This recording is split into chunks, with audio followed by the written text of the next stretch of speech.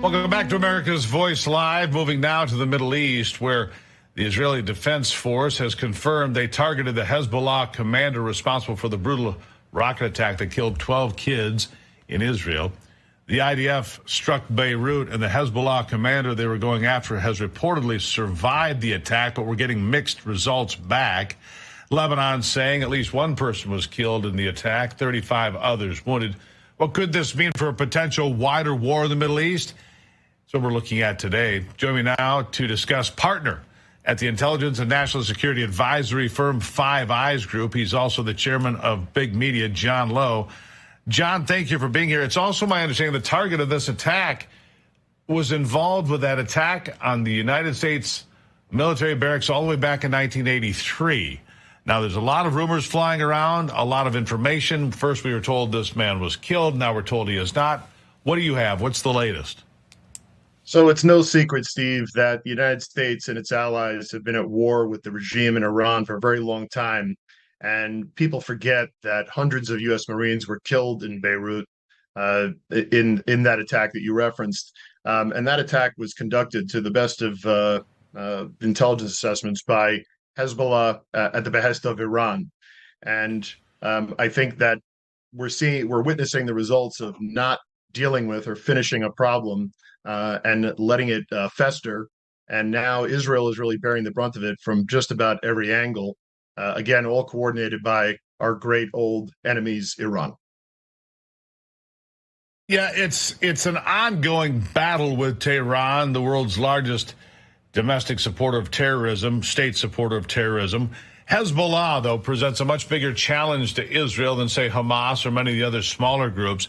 Hezbollah, better outfitted, better prepared, more experience in war. This could really change the balance of a war, couldn't it?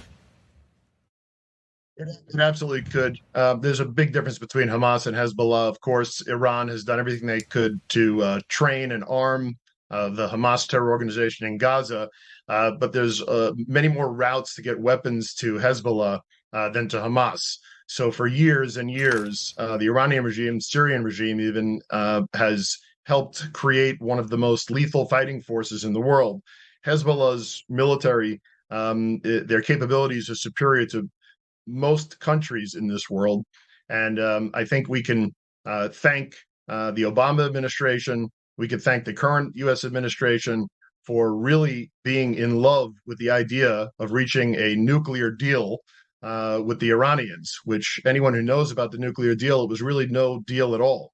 If anything, the Obama administration, the Biden administration have enriched Iran to the point where they have this extra capital to deploy and arm their surrogates, including Hezbollah, which I don't see as a separate organization from the Iranians.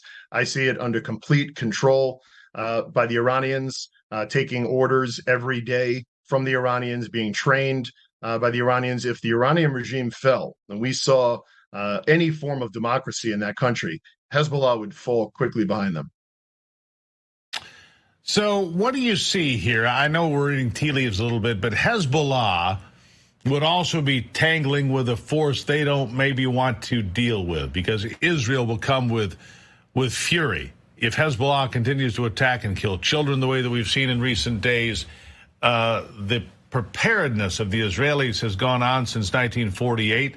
They've seen war before. They are hardened. They are ready, and they would be laser focused on Hezbollah. What could happen? I'll give you the last word. Well, I think what we saw today was a very limited and pinpoint attack on an apartment in Beirut where they hoped to take out the planner, the commander of the forces that attacked Israel. Israel is doing whatever it can to minimize civilian casualties wherever it's at war.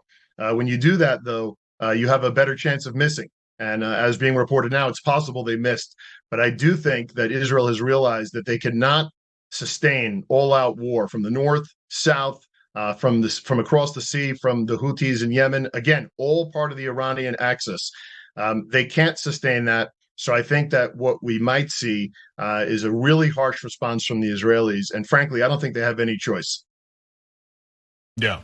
Punish them hard, punish them fast, because like you say, you have no choice. You can't have a multi-fronted war.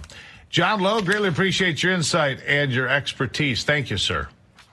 My pleasure, Steve. Really appreciate it. All right, Americans are tired and frustrated by a stalling economy, inflation, endless war, and the relentless assault on the values that made America great. Thankfully, there are companies like Patriot Mobile that still believe in America and our Constitution. Patriot Mobile is a proud supporter of this program, and I'm a proud partner with them. They are on the front lines fighting for the First and Second Amendments, the sanctity of life, supporting our military and first responder heroes, support conservative causes, and put America first with every call you make, all while getting the same nationwide coverage as the major providers. Patriot Mobile has all three major networks available, and it's why they can back their service with a coverage guarantee. Their 100% U.S.-based customer service team will help you find the best plan for your needs. Keep your number, keep your phone, or upgrade if you'd like. Just go to patriotmobile.com/RAV or call 972-PATRIOT.